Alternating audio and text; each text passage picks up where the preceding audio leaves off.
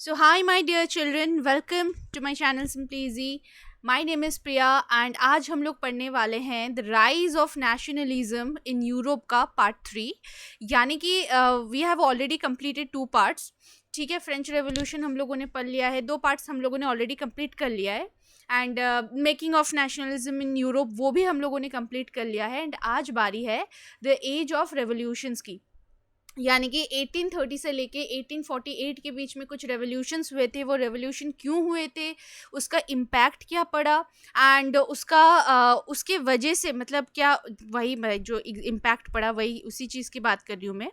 And उससे क्या changes हुए ये अभी हम लोग पढ़ेंगे। ठीक है, सो स्वागत है डे 8 में। हमारा जो 30 डे चैलेंज है आज उसका डे 8 है। एंड आज हम लोग rise of nationalism in Europe का पार्ट 3 करेंगे, कल पार्ट 4 करेंगे, एंड उसी के साथ हमारा चैप्टर का हम लोग दी एंड कर देंगे। एंड उसके बाद दिन यानी कि परसों हम लोग इसी चैप्टर के ऊपर हम लोग एमसीक्यूज करेंगे। बहुत सारे एमसीक्यूज होंगे। आई होप, मैं कोशिश करूँगी आपको ऑलमोस्ट 100 एमसीक्यूज देने की कोशिश करूँगी, but I am not very sure. But हाँ, मोर देन 50 आपको मिलने वाले हैं क्वेश्चंस। ठीक है, तो इसके ज़रिए क्या होगा कि आपके जो प्रैक्टिस जो भी है वो और भी बेहतर हो जाएगी और आपके टर्म 1 के लिए बहुत ही ज़्यादा हेल्प हो जाएगा आपको। ठीक है, तो आज हम लोग कौन कौन से टॉपिक्स पढ़ने वाले हैं इसके अंदर, मतलब कौन कौन से सब टॉपिक्स बोल लो।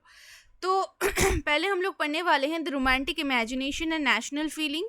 फिर हम लोग कंप्लीट करेंगे hunger, hardship and popular revolts. And then हम लोग पढ़ेंगे 1848 the revolution of the liberals. तो ये 3 सब टॉपिक आज हम लोग करने वाले हैं। ठीक है, लेकिन उससे पहले ये हम लोग को जानना इम्पॉर्टेंट है कि इसका इंट्रोडक्शन हम लोग शुरू करेंगे अभी। ठीक है ना, यानी कि जो लिबरलिज्म एंड जो नेशनलिज्म था, they came to be increasingly associated with revolution in many regions of Europe such as the Italian and German states, the provinces of Ottoman empire, Ireland and Poland. इसका कहने का मतलब है कि कुछ ऐसे रीजियंस थे, जैसे कि यूरोप के कुछ रीजियंस हो गए, जैसे कि इटालियन जो इटली जो था, फिर कुछ जर्मन स्टेट्स थे, फिर ऑटोमन एम्पायर के कुछ टेरिटरीज थे, फिर आयरलैंड, पोलैंड। इनमें लिबरलिज्म जो है वो और नेशनलिज्म जो है उसके वजह से रेवोल्यूशंस बढ़ गए। हमने नेशनलिज्म ऑलरेडी पढ़ लिया है, लिबरलिज्म भी हम लोगों ने पढ़ लिया है। लिबरलिज्म का मतलब क्या है कि जब आप फ्रीडम चाहते हो फॉर एवरीवन, इक्वालिटी चाहते हो सबके लिए, ठीक है ना, इक्वालिटी बिफोर द लॉ, तो वो होता है लिबरलिज्म। बट अभी आपको फ्रीडम कैसे मिलेगा, that if you are going to someone and you are telling कि नहीं मुझे फ्रीडम दे दो, तो वो आपको दे देगा? नहीं, you have to fight for it, right. And इसी के वजह से रेवोल्यूशंस हुए थे। ठीक है, तो लिबरलिज्म एंड नेशनलिज्म के चक्कर में क्या हुआ कि रेवोल्यूशन हुआ था। कहाँ पे हुआ था? यूरोप के कुछ ऐसे स्टेट्स थे जैसे कि इटली, जर्मन स्टेट्स। तो पहले मैंने ऑलरेडी बोला था ना कि वहाँ पे क्या था कि मोनार्कियल रूल चलता था पहले, राइट। अब उससे क्या हुआ, एक नेशन स्टेट बनने की मतलब जो जर्नी है वही हम लोग पढ़ रहे हैं इसी चैप्टर में। Fine, okay. बट क्वेश्चन ये आता है कि रेवोल्यूशन कौन कर रहे थे। हम लोगों ने कल भी इसके बारे में थोड़ा सा पढ़ लिया था कि रेवोल्यूशन कौन कर रहे थे, जो एडुकेटेड, जो मिडिल क्लास। याद है, एक न्यू कमर्शियल एक न्यू मिडिल क्लास एक आया था, इमर्ज हुआ था, राइट। तो हाँ, तो लिबरल नेशनलिस्ट का मतलब क्या है? वो नेशनलिस्ट जो फ्रीडम में बिलीव रखते हैं, ठीक है ना, जो चाहते हैं कि हमको फ्रीडम मिले, यानी कि जो लिबरलिज्म पे विश्वास कर रखते हैं। ठीक है, तो ये रेवोल्यूशंस कौन करता था? जो एडुकेटेड मिडिल क्लास है, ठीक है, जैसे कि कुछ प्रोफेसर्स हो गए, school teachers, clerks, members of the commercial middle class. तो ये जो members of the commercial middle class जो है, ये हम लोगों ने ऑलरेडी कल पढ़ लिया था कि किस तरीके से ये मिडिल क्लास जो है ये इमर्ज हुआ बिकॉज ऑफ इंडस्ट्रियलाइजेशन, है ना। जैसे जैसे इंडस्ट्रीज ग्रो होती गई उसी तरीके से एक नया क्लास जो है सोसाइटी में आ गया, एंड उसका नाम था कमर्शियल मिडिल क्लास। कमर्शियल क्यों बोला गया? बिकॉज ये कॉमर्स के लिए ही ये क्लास बना था, राइट, ट्रेड एंड कॉमर्स के लिए। ओके, सो इन जुलाई 1830 फ्रांस में एक बहुत बड़ा चेंज आया। अपहीवल का मतलब क्या है? एक बहुत बड़ा चेंज आना। ठीक है। एंड इसका नाम जुलाई रेवोल्यूशन भी बोला जाता है इसको, मतलब ये जो फ्रांस में जो जुलाई में एक चेंज आया था ना, एक रिवोल्यूशन, इसको जुलाई रेवोल्यूशन भी बोला जाता है। तो 1830 में एक रेवोल्यूशन आया। अगर हम लोग फ्रांस की हिस्ट्री में जाएं तो याद है हम लोग इस चैप्टर में कितने तक पढ़े हैं, देखो पहले तो एब्सोल्यूट मोनार्की था, फिर वहाँ से भाई डेमोक्रेसी के लिए सारे लोग जो रेवोल्यूशन वगैरह करने लग गए। फिर उसके बाद कौन आया, नेपोलियन, ठीक है, एंड उसने खुद को एम्परर बना लिया था। एंड फिर क्या हुआ, 1815 में नेपोलियन को डिफीट कर दिया गया। एंड उसके बाद जो भी मोनार्क्स जो थे, याद है ना, जो बर्बन किंग्स वगैरह जो भी आए थे, तो वो जो मतलब जिनको हटाया गया था पहले नेपोलियन के आते वक्त, तो वो लोग फिर से उन्होंने अपना पावर ले लिया था, मतलब फिर से मोनार्कियल रूल जो है वो आ गया था। फाइन, अब देखो इसके बाद क्या हुआ, एक कॉन्स्टिट्यूशनल मोनार्की आया। कॉन्स्टिट्यूशनल मोनार्की का मतलब क्या है कि एक संविधान रहेगा, ठीक है, मतलब नाम की मोनार्क है बट आपको काम करना पड़ेगा अकॉर्डिंग टू द कॉन्स्टिट्यूशन, जो भी कॉन्स्टिट्यूशन में लिखा होगा उसी तरीके से काम करना पड़ेगा। फाइन, तो देखो the Bourbon kings who had been restored to power during the conservative reaction after 1815, याद है हम लोगों ने वो कंजर्वेटिज्म भी पढ़ा था कल, ठीक है ना। तो 1815 में क्या हुआ था, नेपोलियन को डिफीट करने के बाद मतलब क्या चला था कि नेपोलियन जब फ्रांस में था तब क्या हो रहा था कि जो कंजर्वेटिव्स थे, यानी कि जो उसी मोनार्कियल पुराने बिलीव्स एंड थॉट्स में यकीन रखते थे कि वो चाहते थे कि नहीं मोनार्की जो है वो बेस्ट है, तो वो खुद जो अपने पावर्स लाना चाहते थे, तो उसी चीज़ को बोलते हैं कंजर्वेटिज्म, एंड उन्हीं लोगों को बोला जाता है कंजर्वेटिव। तो उनका बहुत बड़ा एक क्या बोलते हैं कि एक अपराइजिंग हो गया था, ठीक है ना। एंड इसी की वजह से नेपोलियन को हरा दिया गया एंड वो लोग खुद से उन्होंने अपने पावर्स रिस्टोर कर लिए थे। तो जो बर्बन किंग्स जो 1815 में ट्रीटी ऑफ वीना जो साइन किया गया था, उसके बाद बर्बन किंग्स को फिर से फ्रांस में जगह मिल गई थी, ठीक है। अब उनको ओवरथ्रोन कर दिया गया, यानी कि उनको हटा दिया गया था। By whom, by the liberal revolutionaries, यानी कि जो लिबरल नेशनलिस्ट जो हैं उन्होंने ये कर दिया था, ठीक है। एंड दे उन्होंने क्या किया कि देखो हम आपको कॉन्स्टिट्यूशनल मोनार्की का हेड रखेंगे, ठीक है। एंड उसका हेड किसको बनाया गया, लुइस फिलिप को बनाया गया। ये लुइस फिलिप के साथ एक और हादसा भी होता है, हम लोग उसके बाद मतलब चैप्टर के एंड में पढ़ेंगे हम लोग क्या होता है, वो फ्रांस में कितने दिन तक रहते हैं नहीं रहते वो भी हम लोग पढ़ेंगे। बट जो भी हो 1830 में ये कारनामा हुआ था, ठीक है, ये 1830 में कारनामा हुआ था। 1813 में क्या हुआ, देखो एक बहुत, ये डेट याद रखना, 1815 में नेपोलियन को हराया गया था एंड ये जो बर्बन किंग्स वगैरह जो भी है मोनार्क जो है वो आ गए थे। फिर 1830 में ये जो जुलाई रेवोल्यूशन हुआ था उसके दौरान क्या हुआ कि मोनार्कियल रूल को हटा के कॉन्स्टिट्यूशनल मोनार्की रख दिया गया था, यानी कि राजा तो रहेगा बट वो अपनी मर्जी से काम नहीं कर पाएगा, वो कॉन्स्टिट्यूशन के बेसिस पे काम करेगा। एंड यहाँ पे लुइस फिलिप को हेड रखा गया था। तो लुइस फिलिप की जर्नी शुरू होती है 1830 से, ठीक है। अब कब तक चलती है वो भी हम लोग पढ़ेंगे। ओके, तो आपको याद होगा एक व्यक्ति थे जो बहुत मतलब हर चीज़ पे कमेंट पास करते थे, वो थे ऑस्ट्रियन चांसलर ड्यूक मैटरनिच।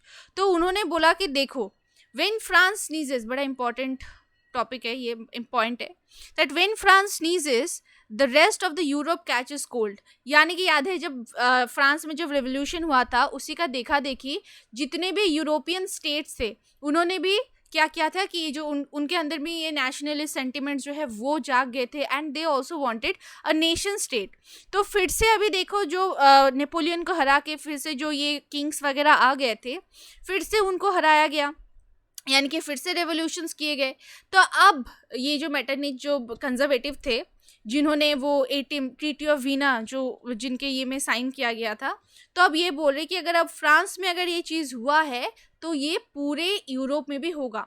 इस स्टेटमेंट का मतलब क्या है कि अगर फ्रांस छींकता है तो पूरे यूरोप को सर्दी लगती है, यानी कि अगर फ्रांस में कोई चेंज आती है तो उसका देखा देखी पूरे यूरोपियन कंट्रीज़ जो भी हैं, कंट्रीज़ तो मैं नहीं बोलूँगी, जो स्टेट्स जो थे, टेटर्स जो थे, वो भी वो काम करेंगे।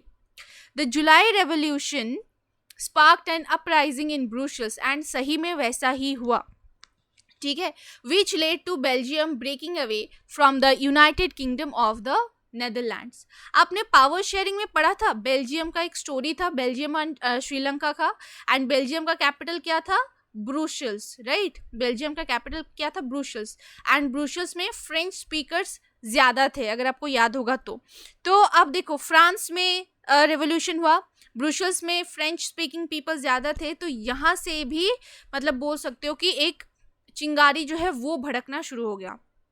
तो इसके वजह से बेल्जियम और नेदरलैंड्स, ठीक है, बेल्जियम और नेदरलैंड्स ये दोनों एक थे। बट अब जब क्योंकि ये एक रेवोल्यूशन शुरू हो गया था, तब बेल्जियम क्या हुआ कि इससे अलग हो गया, ठीक है ना, ये जो United Kingdom of the Netherlands है वहां से अलग हो गया था। An event that mobilized nationalist sentiment feelings among the educated elite across Europe was the Greek War of Independence. इसके साथ एक और हम लोग एग्जाम्पल भी देखेंगे कि ग्रीक वॉर ऑफ इंडिपेंडेंस, इससे भी हमको देखने को आ रहा है कि किस तरीके से जो नेशनल सेंटिमेंट्स जो थे उसके बदौलत मतलब डिफरेंट रीजन्स में टेरिटरी मतलब इंडिपेंडेंस मिल रही थी, डिफरेंट कंट्रीज में इंडिपेंडेंस आ रही थी, ठीक है। ग्रीस की कहानी अब हम सुनते हैं। ये आपको दिख रहा होगा, ये ग्रीस है, राइट, हाँ, एंड ये ऑटोमन एम्पायर, यानी कि ग्रीस किस जगह पे है आपको दिखेगा, तो ये वाला जो जगह है, फाइन, हाँ। तो ग्रीस जो था वो 15वीं सेंचुरी से ऑटोमन एम्पायर के अंडर में था। वो आप ये नहीं बोलोगे कि ग्रीस एक नेशन स्टेट था, वो एक नेशन स्टेट नहीं था, वो ऑटोमन एम्पायर के टेरिटरी में आता था, ठीक है। Now the growth of revolutionary nationalism in Europe sparked off a struggle for independence amongst the Greeks which began in 1821। अब लेकिन यहाँ पे अगर हम बात करें कि ये फ्रांस में जो चीज़ हुई थी वो तो अब ध्यान से देखोगी तो ये तो 1830 में हुआ था, isn't it? बट पहले कहाँ पे हुआ था, ग्रीस में हुआ था, सबसे पहले कहाँ हुआ था, ग्रीस में हुआ था, ठीक है ना। सो देखो, ग्रीस में क्या हुआ कि लोगों के मन में एक जो नेशनलिस्ट सेंटिमेंट जो है, नेशनलिज्म की जो फीलिंग है वो बहुत ज़्यादा अब ग्रो कर रही थी, एंड इसके वजह से वो चाहते थे कि नहीं, हमें इंडिपेंडेंस चाहिए फ्रॉम ऑटोमन एम्पायर, ठीक है ना। एंड एक और चीज़ भी बोला जाता है, रुको, नहीं यहाँ पे मैंने नहीं लिखा है, so leave it. Okay, so nationalists in Greece got support from other Greeks living in exile and also from many West Europeans who had sympathies for ancient Greek culture। तो देखो क्या था कि ग्रीस में जो नेशनलिस्ट थे उनको support कौन कर रहा था, ऐसे नहीं कि ऑल ऑफ अ सडन वो लोग बोलेंगे रेवोल्यूशन करेंगे एंड उनको इंडिपेंडेंस मिल जाएगा, नहीं, एक बहुत बड़ा एक स्ट्रॉन्ग रेवोल्यूशन की ज़रूरत है, एंड वो सिर्फ एक दो लोगों से नहीं हो सकता है, मतलब बहुत सारे लोगों की ज़रूरत होती है, इजंट इट। सो इनको सपोर्ट कहाँ से मिलता था, इनको उन ग्रीक से सपोर्ट मिलता था जिनको देश से निकाल दिया गया था एग्जाइल में। जैसे याद है जुसेप्पे मज़ीनी को देश से निकाल दिया गया था, उनको एग्जाइल में भेज दिया गया था when he was 24 years old. तो उसी तरीके से जिन ग्रीक्स को बाहर देश से निकाल दिया गया था उन्होंने सपोर्ट किया था, वो ग्रीस के अंदर जो ये रहते हैं नेशनल्स रहते हैं उनको सपोर्ट किया था। और भी बहुत सारे ऐसे वेस्टर्न यूरोपियंस भी थे जो ग्रीक कल्चर को के प्रति एक उनका एक सॉफ्ट कॉर्नर होता था, उन लोगों ने भी उनको सपोर्ट किया था। ओके, उसके बाद देखो, poets and artist lauded Greece as the cradle of European civilization and mobilized public opinion to support its struggle against a Muslim empire। अगर आपको पता होगा ये ऑटोमन एम्पायर जो है ये मुस्लिम एम्पायर था, ठीक है। तो जैसे होता है ना, जैसे कि हमारे यहाँ पे भी मुगल थे, तो वो भी एक मुस्लिम एम्पायर था। तो वहाँ के जो पोएट्स थे, जो आर्टिस्ट थे, ठीक है, बोल सकते हो जो नेशनलिस्ट थे, उन्होंने ग्रीस को क्या बोला है कि Greece was the cradle of European civilisation, यानी कि जो भी यूरोप में जो भी मतलब कल्चर बोलो, जो भी चीज़ें आई हैं वो ग्रीस से ही आए हैं, ठीक है। क्रेडल यानी कि वो होता है ना जहाँ पे बच्चे वो सोते हैं या जो भी है वहाँ से, ठीक है ना। सो उन्होंने बोला है कि देखो हमें एकजुट होकर लड़ना है एंड इस मुस्लिम एम्पायर से छुटकारा चाहिए हमको। The English poet Lord Byron organized funds and later went to fight in the war where he died of fever in 1824। तो एक चीज़ यहाँ पे ध्यान से देखो, ये शुरू तो हुआ था 1821 में, बट इतना जल्दी ये ख़त्म नहीं हुआ था। 1821 में शुरू हुआ था, सोचो यहाँ से शुरू हुआ था एंड ख़त्म हुआ 1832 में। कितना लंबा एक जर्नी है, दिख रहा है, राइट? सो वहाँ पे लॉर्ड बायरन थे, एक इंग्लिश पोइट थे, उन्होंने भी कुछ फंड्स वगैरह ऑर्गेनाइज किए थे एंड वो भी गए थे इस वॉर में लड़ने के लिए, यानी कि वो भी चाहते थे कि ग्रीस को इंडिपेंडेंस मिल जाए फ्रॉम ऑटोमन एम्पायर। बट वहाँ पे 1824 में उनकी डेथ हो जाती है ड्यू टू फीवर। फाइनली बहुत स्ट्रगल के बाद 1832 में एक ट्रीटी साइन किया जाता है जिसका नाम है treaty of Constantinople. Very very important question, ठीक है? कब साइन हुआ? 1832 में। टाइम मतलब ग्रीक वॉर ऑफ इंडिपेंडेंस कब शुरू हुआ? 1821 में। खत्म कब हुआ? 1832 में, जब एक ट्रीटी साइन किया गया था जिसका नाम था ट्रीटी ऑफ कॉन्स्टेंटिनोपल। एंड इस ट्रीटी के बाद ग्रीस को as an independent nation recognise कर दिया गया था, ठीक है? तो हमको समझ में आ गया कि किस तरीके से मतलब नेशनलिज्म की जो नेशनलिस्ट सेंटिमेंट्स जो बोलो उसकी वजह से नेशंस वगैरह बनना शुरू हो गए थे। इसका एग्जांपल हम लोगों ने ऑलरेडी देख लिया, एक तो फ्रांस का एग्जांपल देख लिया और एक ग्रीस का भी एग्जांपल देख लिया। अगर समझ में आया तो लाइक दे देना एक, ठीक है? अच्छा, और एक चीज़ है, हमारा टेलीग्राम एक चैनल है, तो उसका लिंक भी मैं डिस्क्रिप्शन में मैं दे दूंगी एंड वहाँ पे आप ज्वाइन कर लेना। वहाँ पे एक ग्रुप भी है, ठीक है? एक ग्रुप भी है, तो उस ग्रुप में भी ज्वाइन कर लो। रीज़न क्या है कि अगर आपको कोई भी डाउट्स वगैरह होते हैं कि आपको समझ में नहीं आता है, मान लो, ठीक है, तो और भी कुछ ऐसे इंपॉर्टेंट नोटिफिकेशंस वगैरह तो मैं वहाँ पे सेंड कर देती हूँ। तो उस ग्रुप में ज्वाइन कर लेना एंड जो भी डाउट वगैरह है बेझिझक पूछना, कोई इश्यूज नहीं है। And it's free of cost, you don't have to pay anything, ठीक है? ओके, अब हम पढ़ेंगे the romantic imagination and the national feeling. अब ये romantic imagination and national feeling क्या है, नहीं है, वो भी हम लोग समझेंगे।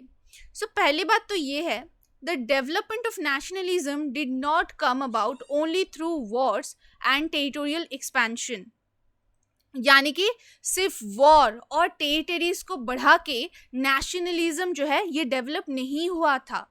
इसमें और भी किसी चीज़ का और भी कोई मेन फैक्टर था, ठीक है? वो क्या था? वो था culture. So culture played an important role in creating the idea of the nation, जैसे कि आर्ट एंड पोएट्री हो गया, stories and music help express and shape nationalist feeling. अब एक बात बताओ, जब आप थक हार जाते हो, जब आप डीमोटिवेटेड हो जाते हो, तब आप क्या सुनते हो? कोई मोटिवेशनल सॉन्ग सुनते हो, ठीक है? कोई मोटिवेशनल पोएम सुन लिया, तो उससे क्या होता है कि आप में एक मोटिवेशन आ जाती है। अगर आपको काम नहीं करने का मन होता है तो अगर आप वो सुनते हो तो आपको काम करने का मन करता है। तो अगर आप ऐसे गाने सुनो जिसमें देशभक्ति, जैसे हम 15 अगस्त में जैसे देखना, जो भी वो देशभक्ति के गीत जो होते हैं वो सुनने के बाद वी गेट गूज बम्स। मुझे तो आते हैं, बाकी का नहीं पता, बट जैसे नेशनल एंथम है अपना, मुझे एवरी टाइम जब मैं स्कूल में भी थी असेंबली के दौरान तब भी गूज बम्स आते थे। कभी भी, अभी भी मुझे आते हैं, पर मैं बोल रही हूँ अभी भी मेरे को आ रहे हैं। Okay fine. तो जो भी है, तो इससे क्या समझ में आ रहा है कि आर्ट एंड पोएट्री हो, स्टोरीज एंड म्यूजिक हो, इससे एक नेशनलिस्ट फीलिंग जो है ये बहुत ज़्यादा मतलब उभर के आता है। याद है एक फ्रेंच आर्टिस्ट के बारे में हम लोगों ने एकदम टॉपिक के शुरुआत में पढ़ा था, फ्रेडरिक सोरेउ का, याद है ना? काइंड ऑफ दैट, ठीक है? बट अब क्वेश्चन आता है कि ये रोमांटिक के बारे में क्यों बोला गया है? कुछ बच्चे तो थोड़े मतलब आई होप, मतलब मैंने देखा है कुछ बच्चे थोड़ा शाई फील करते हैं, बट सुनो, ऐसा कुछ नहीं है। रोमांटिक का मतलब यहाँ पे कुछ अलग है, ठीक है? रोमांटिक का मतलब क्या है? Here having or showing ideas about life that are emotional rather than real or practical, यानी कि लोगों को ना सेंटी करना है ना?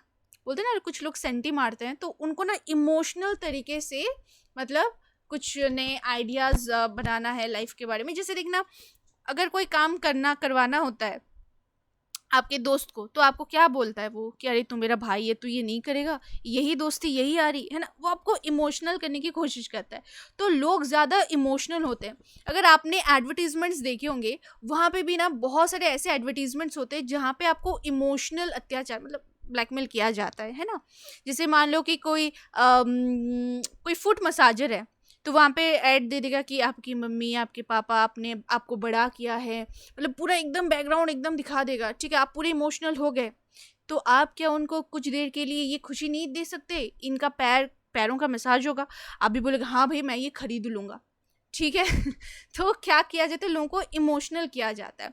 तो सिमिलरली जब हम लोग ये कुछ जो नेशनल एंथम बोलो, कुछ सॉन्ग्स होते हैं जो उनको सुनने के बाद हम भी इमोशनल हो जाते हैं, ठीक है ना।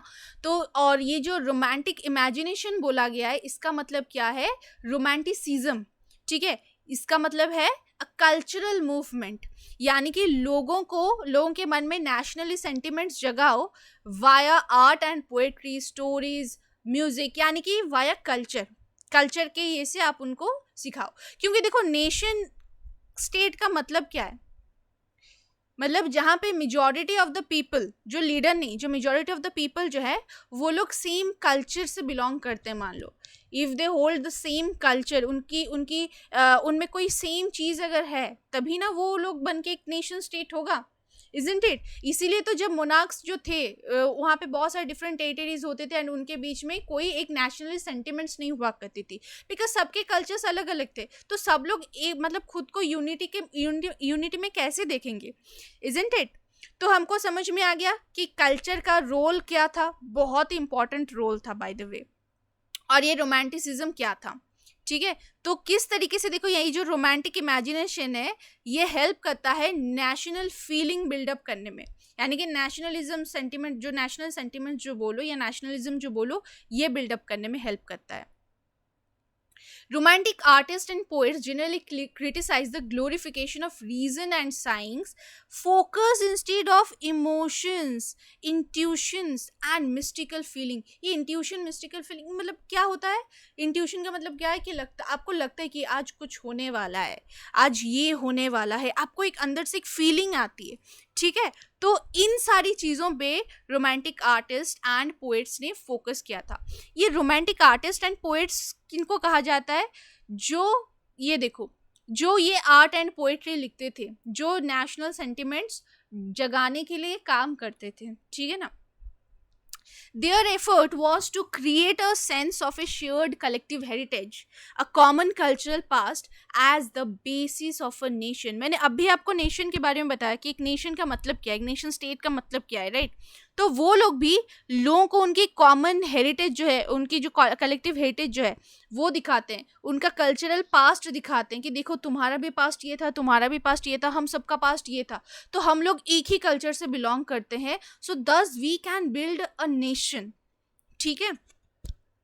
Other romantics such as a German philosopher Johann Gottfried Herder claimed that the true German culture was to be discovered among the common people, यानी कि दासवोक का मतलब क्या है, कॉमन पीपल।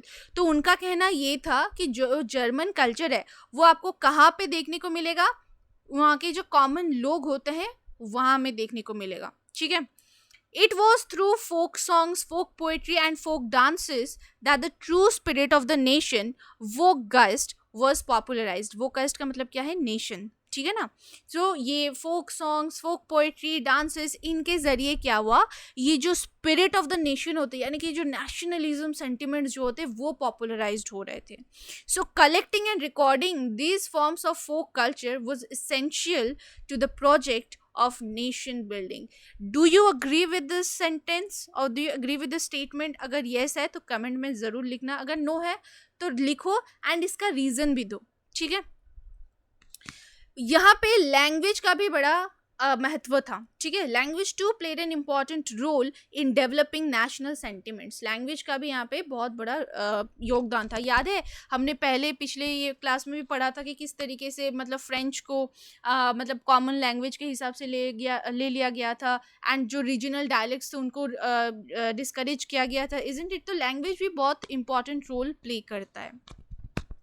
आपके बुक में एक बॉक्स बना हुआ है ग्रिम ब्रदर्स के बारे में।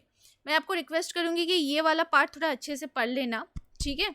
एंड अगर यहाँ पे आपको कोई भी प्रॉब्लम होती है तो ज़रूर मेरे को बताना। वैसे मैं एक शॉर्ट में आपको बता देती हूँ ये क्या है बेसिकली।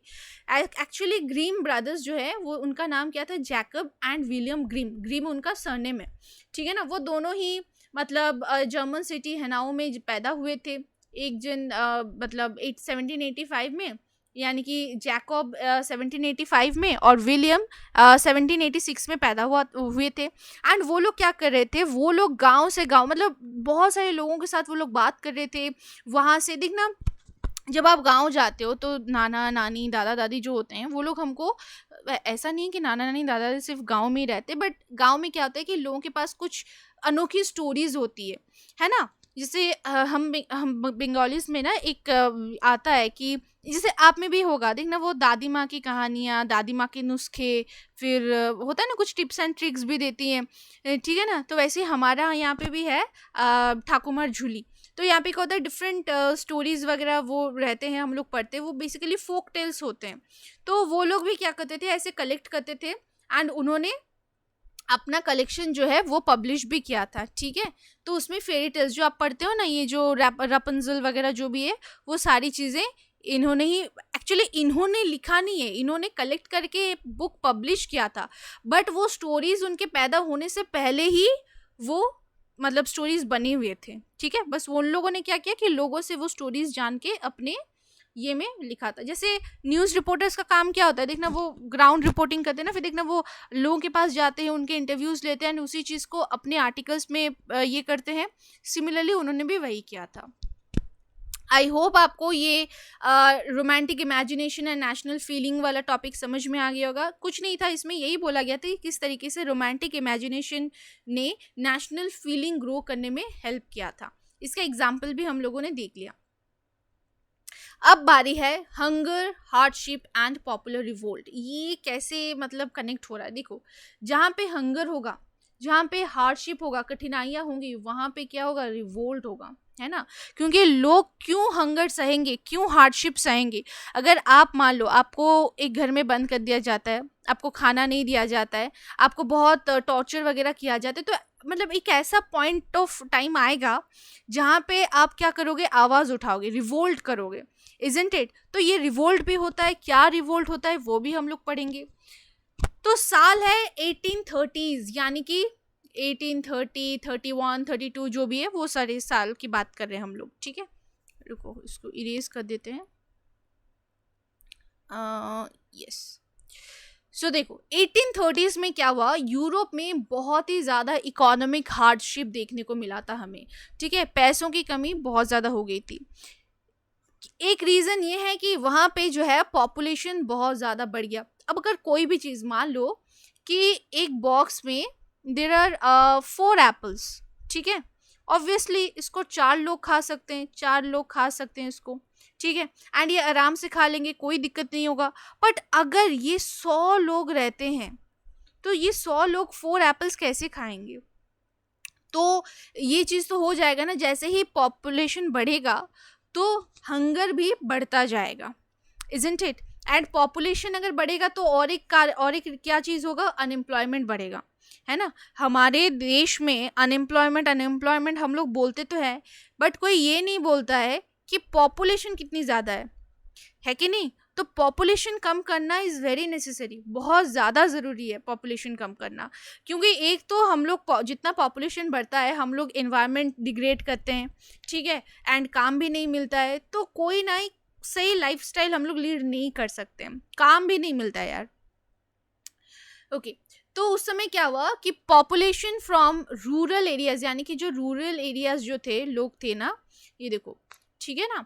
तो they migrated from the villages to the cities, and वो सिटीज़ में आके ओवर क्राउडेड स्लम्स में वो रहते थे। आपने इंडिया में स्लम्स देखे हैं, देखा है क्या। तो स्लम्स में कैसे लोग रहते हैं, मतलब उनकी जो लाइफस्टाइल होती है, उनकी जो हार्डशिप होती है वो अलग ही लेवल की होती है। एक छोटा सा रूम होता है, ठीक है, इसमें 10 लोग भी रह जाते हैं, can you believe it? And हमारा जो मतलब ऐसा होता है ना कि हम सबका, जैसे मिडिल क्लास फैमिली की अगर हम लोग बात करें तो मतलब 2 ही रूम्स होते हैं, या ऐसा भी होता है कि एक पर्सन के लिए एक रूम हो गया, ऐसा भी होता है। बट किसी-किसी का तो ऐसे भी होता है कि ऊपर वाला जो माला होता है वो एक पर्सन वहाँ पे रहता है, नीचे वाला माला और एक पर्सन रहता है, ऐसा भी होता है, ठीक है? पैसे के हिसाब से रहता है। बट ये स्लम्स में लोग आते कहाँ से हैं, ठीक है ना? तो स्लम्स में एक्चुअली ये लोग आए कहाँ से थे? ये लोग सिटी सॉरी विलेजेस से आते थे। क्यों आते थे? In search of work, in search of work. याद है जब पिछले साल जब ये लॉकडाउन शुरू हुआ था, तो जो लेबरर्स थे, याद है ना, वो किस तरीके से माइग्रेट कर रहे थे, है ना? शहर से गांव जा रहे थे। क्यों? क्योंकि वो तो गांव से ही शहर गए थे, क्योंकि गांव में काम नहीं था। शहर में आते हैं कि शायद उनको कोई काम मिल जाए, बट उनको मिला नहीं था। वो वहाँ पे पूरा लॉकडाउन हो गया था, वो जहाँ पे काम करते थे उनको वहाँ से निकाल दिया जा रहा था। एंड एज अ रिजल्ट क्या हुआ कि वो लोग फिर से वापस कहाँ जा रहे थे? अपने गांव जा रहे थे, क्योंकि वहाँ पे काम नहीं था। तो यहाँ पे भी सेम हुआ था कि जो रूरल एरियाज के जो लोग थे वो लोग सिटीज में जा रहे थे, यानी एंड वो ओवर क्राउडेड स्लम्स में वो लोग जाके रह रहे थे, ठीक है? Small producers in towns were often faced with stiff competition from imports of cheap machine-made goods from England. ये इंग्लैंड ना, मतलब इसको मैं क्या बोलूँ, ये हर मुसीबत का मतलब ये जड़ ना यही है, यहीं से आता है। हमारे इंडिया में भी देखना कैसे मतलब नेशनलिज्म इंडिया में आप लोग पढ़ोगे किस तरीके से हमारे वीवर्स को भी कितना तकलीफ झेलना पड़ा था, है ना? एक कंपटीशन फेस करना पड़ा था, किससे? मशीन मेड गुड से। बदमाश यहीं से ही रॉ मटेरियल्स लेके जाते थे, अपने मशीन में बनाते थे और यहीं पे आके हम पे फेंक के चले आते थे। एंड हम भी अरे इम्पोर्टेड है तो नाच नाच के हम लोग भी ले लेते थे, ठीक है ना? एंड वो कम दाम में भी रहता था, इसकी क्वालिटी भी कुछ हद तक सही होती थी। तो सेम वही चीज़ है। तो इसीलिए आप देखो, याद है इंग्लैंड में इंडस्ट्रियलाइजेशन तो आ गया था बहुत दिन से। तो अब क्या हुआ था कि ये यहाँ से ना मशीन मेड गुड्स आ रही थी एंड बहुत ही कम दामों में आ रही थी। तो जो टाउन्स में जो स्मॉल प्रोड्यूसर्स थे वो तो कम दामों में नहीं बेच सकते हैं, है ना? क्योंकि उनका रॉ मटेरियल की जो प्राइसिंग बोलो जो भी बोलो बहुत ही ज़्यादा कॉस्टली होता है। वो कैसे आपको कम दाम में बेचेंगे? नहीं बेच सकते। एंड ये इनको चीप जो रॉ मटेरियल से कहाँ से मिलता था? वो जहाँ पे मतलब जो भी उनकी कॉलोनीज थी वहाँ से, जैसे इंडिया अभी एक उनका कॉलोनी था, है ना? इंडिया से भी चीप रॉ मटेरियल्स लेके चले जाते थे। तो ऑब्वियसली अगर रॉ मटेरियल हमारा चीप होगा तो हमारा फिनिश्ड गुड्स भी तो चीप होगा, है कि नहीं? तो इसीलिए चीप गुड्स जो है वो भेजते थे एंड एज ए रिजल्ट जो स्मॉल प्रोड्यूसर्स थे उनको बहुत ज़्यादा प्रॉब्लम फेस करना पड़ता था। एंड ये बेसिकली कहाँ पे मतलब किस सेक्टर में ज़्यादा होता था? टेक्सटाइल में, ठीक है ना? टेक्सटाइल प्रोडक्शन में ज़्यादा होता था, ठीक है? Which was carried out mainly in homes और small workshops and was only partly mechanised. तो जहाँ पे मतलब जो स्मॉल प्रोड्यूसर्स थे वो लोग तो कुछ घर से अपने घर से ही काम करते थे, कुछ छोटे छोटे वर्कशॉप्स थे वहाँ पे वो काम करते थे, बट ये मतलब मशीन मेड गुड्स को कंपटीशन नहीं दे पा रहे थे। तो हम लोगों ने ये वाला टॉपिक कंप्लीट कर लिया, hunger, hardship and popular revolt, ठीक है? ग्रेट इकोनॉमिक, ये सब हम लोगों ने कंप्लीट कर लिया। सो 1830s की हालत क्या थी? ये थी। अब 1848 की हालत देखते हैं। 1848 की हालत क्या थी? Food shortages and widespread unemployment brought the population of Paris out on the roads. Paris यानी कि कहाँ पे है? फ्रांस में, राइट? फ्रांस में। अब चलो फिर से हम लोग फ्रांस की स्टोरी याद करते हैं। फ्रांस की स्टोरी एक बार देख लेते हैं, रुको जस्ट शो यू। कहाँ गया? हाँ, तो 1830 में जो जुलाई रेवोल्यूशन हुआ था वहाँ पे कॉन्स्टिट्यूशनल मोनार्क आ गया था एंड लुइस फिलिप जो है वो हेड बन गया था, राइट? तो अब देखते हैं, हाँ, तो ये वही लुइस फिलिप हैं, ठीक है? इनके साथ कुछ हादसा हुआ था, क्या हुआ था वो हम देख रहे हैं। बट 1848 में जो हार्डशिप या हंगर बोलो फ्रांस में बहुत ज़्यादा बढ़ गया था। ये हंगर और हार्डशिप बहुत ज़्यादा बढ़ गया था फ्रांस में। एंड 1848 में इतना ज़्यादा बढ़ गया और अनएम्प्लॉयमेंट भी बढ़ गया था, इसीलिए जो वहाँ की पॉपुलेशन है वो एकदम रोड पे आ गए एंड वो एकदम वायलेंट बन गया था। ये बता सकते हो कौन है?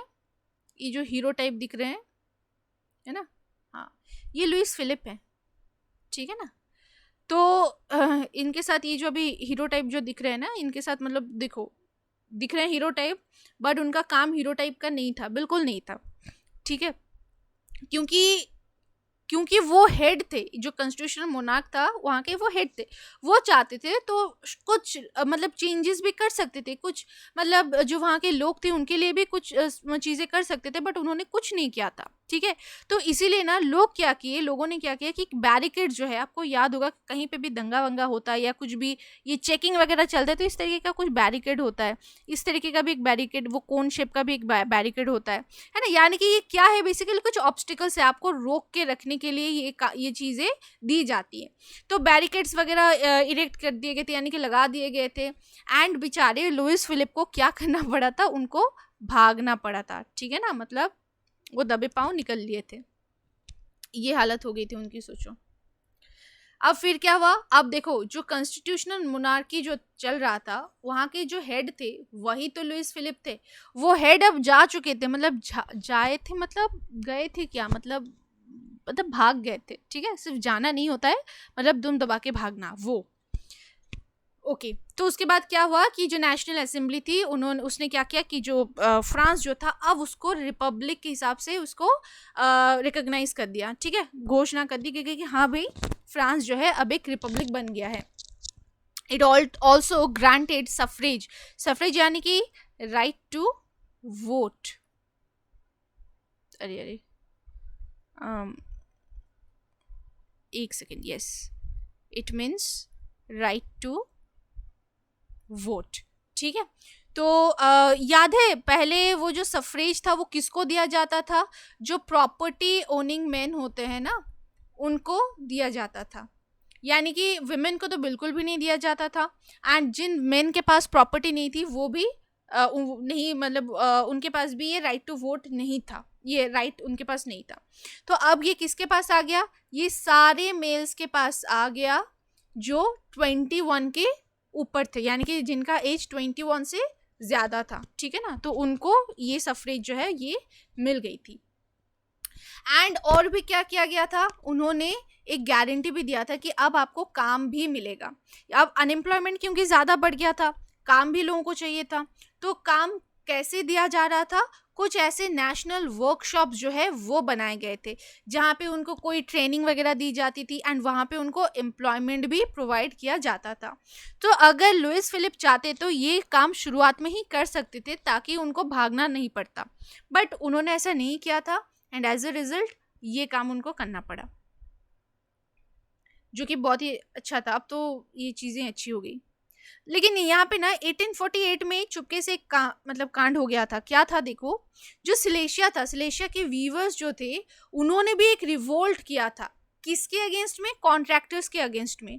क्यों किया था, क्योंकि वो लोग ना उनको रॉ मटेरियल सप्लाई करते थे, उनको ऑर्डर्स भी देते थे फॉर फिनिश टेक्सटाइल्स, बट उनके पेमेंट्स जो है बहुत ही कम कर दिया था उन लोगों ने, ठीक है। तो इतनी मेहनत करो, इतनी मेहनत करने के बावजूद भी आपको पेमेंट जो है वो इतनी कम अगर मिले तो कोई क्यों रिवोल्ट नहीं करेगा।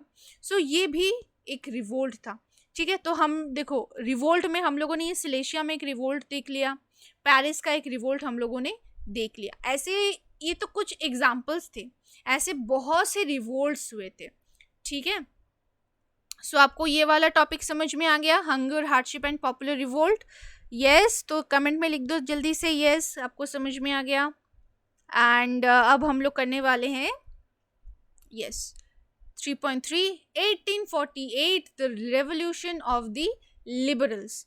ये लिबरल्स कौन थे, वही नेशनलिस्ट थे जो फ्रीडम चाहते थे, ठीक है।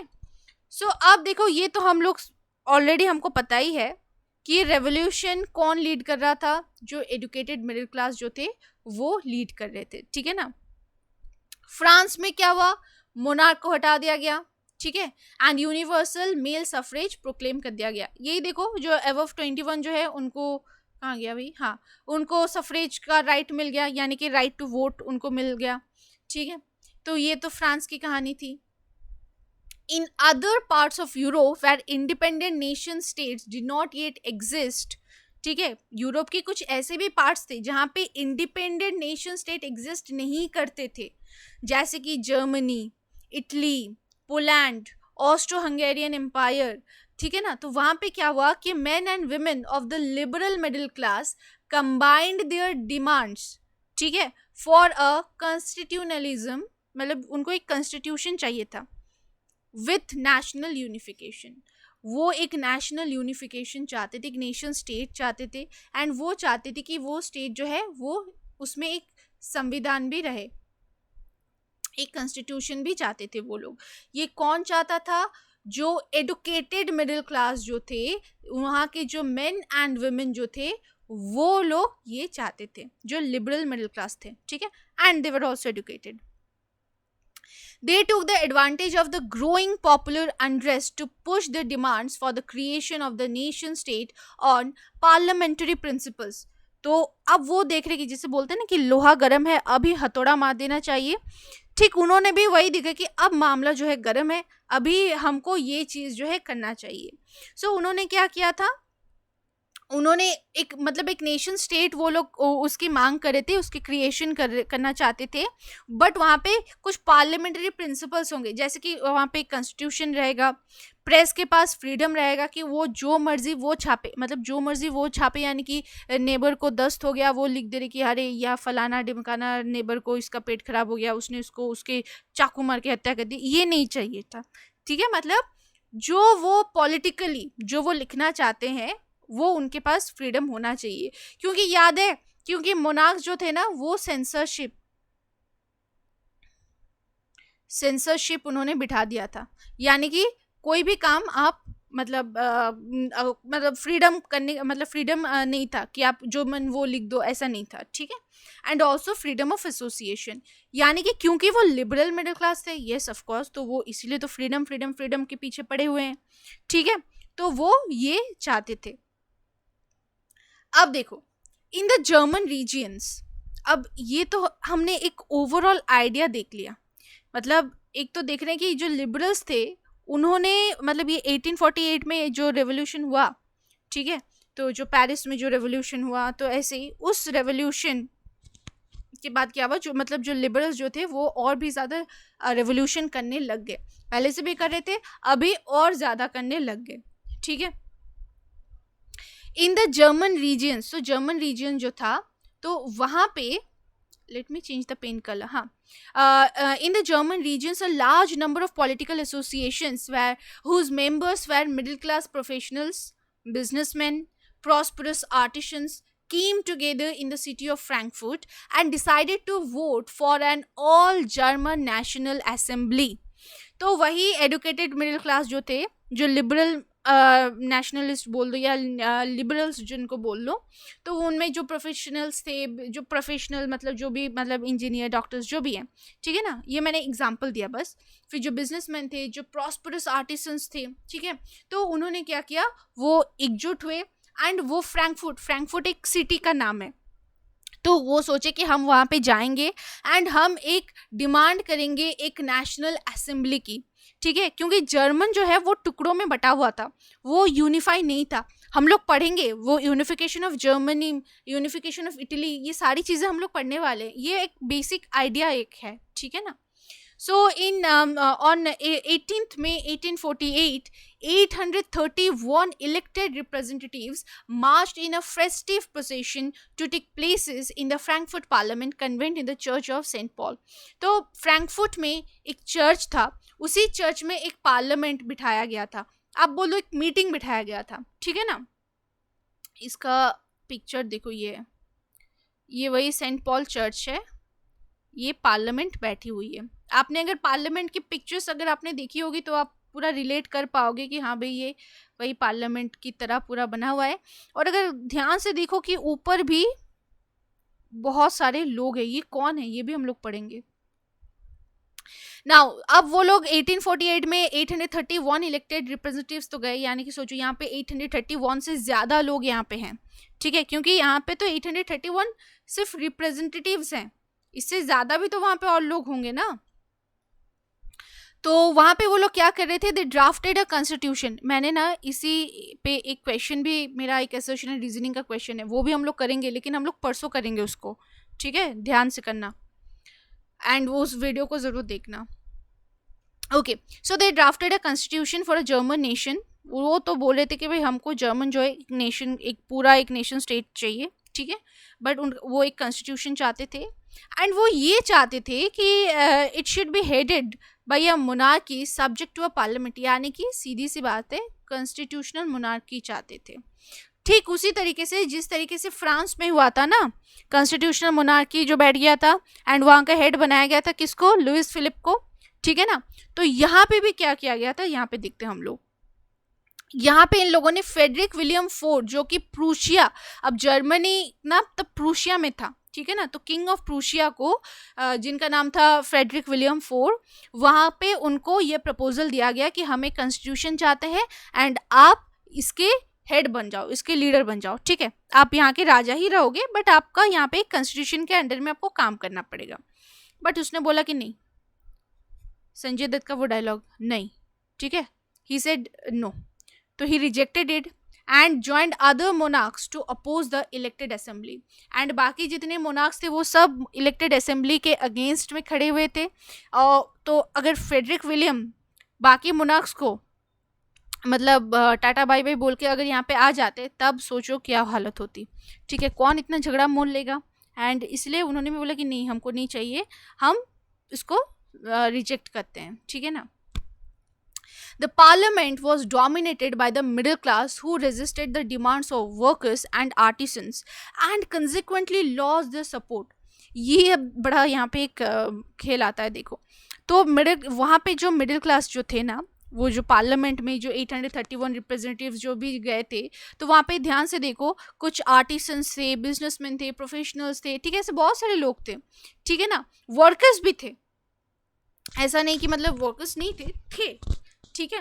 तो क्या हुआ कि उन लोगों ने बोला कि जो मिडिल क्लास जो है, उन लोगों ने बोला कि नहीं, हम बाकी जो आर्टिसंस एंड वर्कर्स हैं उनकी डिमांड हमें नहीं चाहिए, अरे क्या फ़ायदा उनकी डिमांड से, हैं। तो अब भाई वर्कर्स एंड आर्टिसंस भड़क गए इन लोगों पे, ठीक है, एंड वो लोग अब उसको सपोर्ट नहीं करते हैं। वो लोग भी बोले कि भाई हम तुम्हारा सपोर्ट नहीं करेंगे, तुम ये जो जर्मन नेशन के लिए जो कॉन्स्टिट्यूशन ड्राफ्ट करने जा रहे हो, हम वहाँ पे नहीं है, तुम्हारे साथ में नहीं है। अब बाद में क्या हुआ, in the end troops were called in and the assembly was forced to disband. अब पार्लियामेंट में देखना बहुत झगड़े होते हैं, बहुत झगड़े, अगर आपने कोई पार्लियामेंट की न्यूज़ वगैरह आपने देखा होगा, तो ये सारा कांड जो है वो पार्लियामेंट में ही हुआ। तो मिडिल क्लास लोगों ने बोले कि अरे नहीं नहीं, आप इनका डिमांड फुलफिल मत करो, हमारी डिमांड फुलफिल करो। तो इसकी वजह से क्या हुआ, ये लोग भी भड़क गए, ये लोग भी चिल्लाने लग गए, एंड वो लोग सपोर्ट नहीं कर रहे थे, एंड बाद में ऐसी हालत होगी कि ट्रूप्स को बुलाना पड़ा एंड असेंबली को बंद कर देना पड़ा, ठीक है। एक और चीज़ था, यहाँ पे जो ऊपर जो आपको स्पेक्टेटर्स दिख रहे हैं ना, तो जितने भी विमेन आए थे ना, इनको यहाँ पे बैठने का मौका ही नहीं मिला था, इनको सब ऊपर भेज दिया गया था, यानी कि भगवान के पास नहीं, ये जो ऊपर में जो बैठे हैं यहाँ पे, एंड यहाँ से वो झाँक झाँक के देख रहे थे। तो इतने देर से ये लोग जो, मतलब देखो, main and women of the liberal class combined the demand, तो ये जो विमेन जो चिल्ला चिल्ला के बोल रही थी कि हमको भी एक नेशन मतलब कॉन्स्टिट्यूशन चाहिए, ये वो, उनको सीधा बोल दे कि नहीं, तुम बात नहीं कर सकते हो, हमको बात करने दो, ठीक है, मैंने ये बोल दिया था, patriarchy. Okay, now through conservative forces, though conservative forces were able to suppress liberal movements in 1848, they could not restore the old order. अब देखो क्या हुआ कि अब जो मोनार्क्स है ना, उनको समझ में आ गया था, मतलब जो कंजर्वेटिव्स थे उनको समझ में आ गया था कि नहीं, मतलब ये जो है ना, हम लोग इसको फिर से पुराने ओल्ड ऑर्डर में ना नहीं ला सकते हैं, ठीक है। इसका रीज़न क्या है, क्योंकि लोग ना, जब भी ये लोग अपना पावर ज़्यादा से ज़्यादा इस्टेब्लिश करते हैं, लोगों को अप्रेस करते हैं या सप्रेस करते हैं, तो रेवोल्यूशन होती है। तो रेवोल्यूशन होने के बाद क्या होता है कि मोनार्क्स को एकदम, या तो वो कॉन्स्टिट्यूशनल मोनार्की में आ जाए, या तो मोनार्क्स को डीथ्रोन ही कर दिया जाता था। तो यहाँ से उनको थोड़ा सा, वो बोलते हैं ना, वो थोड़ा मेरे को ऐसा धक धक हो रहा है ना, वही वाली फीलिंग आ गई, ठीक है। So monarchs were beginning to realize that the cycles of revolution and repression could only be ended by granting concessions to the liberal nationalist revolutionaries. France की अगर हम लोग बात करें, देखो, मोनार्कियल रूल था, डेमोक्रेसी आया, ठीक है, फिर जैसे अब यही मान लो कि नेपोलियन आया था, बट मैं ये नहीं बोलूँगी कि डेमोक्रेसी था, because democracy was completely destroyed. तो नेपोलियन आया, ठीक है, बट हाँ एडमिनिस्ट्रेटिव सिस्टम बड़ा अच्छा था। फिर उसके बाद क्या हुआ, वापस से नेपोलियन आ गया, सॉरी मोनार्की आ गया। फिर मोनार्की को फिर से ये किया गया, क्या बोलते हैं उसको, हटाया गया, कॉन्स्टिट्यूशनल मोनार्की आ गया। तो ये एक साइकिल चल रहा है, ठीक है। तो मोनार्क्स ने भी देख लिया कि अरे भाई कितनी बार, मतलब और कितनी बेइज्जती सहे हम लोग, है ना, गजब बेइज्जती हो गया। तो वो लोग भी देख रहे कि अरे क्या होगा, ऐसा अगर करेंगे तो बहुत ज़्यादा दिक्कत होगा। इससे अच्छा ये है कि ये जो थोड़ी बहुत जो मांग वगैरह कर रहे हैं ना लिबरल नेशनलिस्ट, इनको चलो थोड़ी बहुत कंसेशंस दे देते हैं, छूट दे ही देते हैं, चलो क्या ही होगा, इनका दिल जीत लेंगे। So, hence, in the years after 1848, the autocratic monarchies of Central and Eastern Europe began to introduce the changes that had already taken place in Western Europe before 1815. Western Europe में 1815 के पहले ही कुछ चेंजेस जो है वो already introduce हो गए थे, जैसे कि सर्वडम, फिर बॉन्डेड लेबर, जो बंधुआ मजदूरी है ना, वो सारी चीज़ें ऑलरेडी मतलब हट गई थी। तो अब ईस्टर्न एंड सेंट्रल यूरोप में भी अब धीरे धीरे ये चीज़ें हटने लगी। सिर्फ यही नहीं, और भी बहुत सारे चेंजेस जो है वो लाए गए। So the serfdom and bonded labor were abolished both in the Habsburg dominations and in Russia. तो इन दोनों जगह पे भी इनको हटा दिया गया, ठीक है। हैब्सबर्ग डोमिनियन यानी कि जो हैब्सबर्ग एम्पायर जहाँ पे था वो। The Habsburg rulers granted more autonomy to the Hungarians in 1867, ठीक है। तो हंगेरियंस को उन्होंने क्या किया था, ऑटोनॉमी यानी कि वो खुद की जो पावर्स होती है, खुद के जो राइट्स होते हैं, ठीक है, वो हंगेरियंस को दे दिया गया था, but in 1867। Can you see 1848 में ये जो रेवोल्यूशन, मतलब ये जो चल रहा था धीरे धीरे वहाँ से लेके यहाँ तक, कितना लंबा पीरियड था, बट जो भी है at the end of the day ये चीज़ हो गया था। सो आई होप आपको ये टॉपिक भी समझ में आ गया होगा, the revolution of the liberals, ठीक है। तो एक बार फटाफट एकदम जल्दी से एक बार रिकैप कर लेते हैं। हम लोगों ने क्या पढ़ा कि किस तरीके से romantic imagination and national feeling जो है वो ग्रो हुआ। रोमांटिक इमेजिनेशन ने बेसिकली नेशनल फीलिंग को ग्रो करने में बड़ा ही मदद किया था, ठीक है। फिर किस तरीके से ये ऑटोमन एम्पायर वगैरह ये भी हम लोगों ने पढ़ लिया। और क्या था, hunger, hardship and popular revolt भी पढ़ लिया, किस तरीके से हंगर एंड हार्डशिप देखते देखते पॉपुलर रिवोल्ट हुआ, एंड इसका एक रिजल्ट हमको इम्पैक्ट देखने को पड़ा कहाँ पे, फ्रांस में।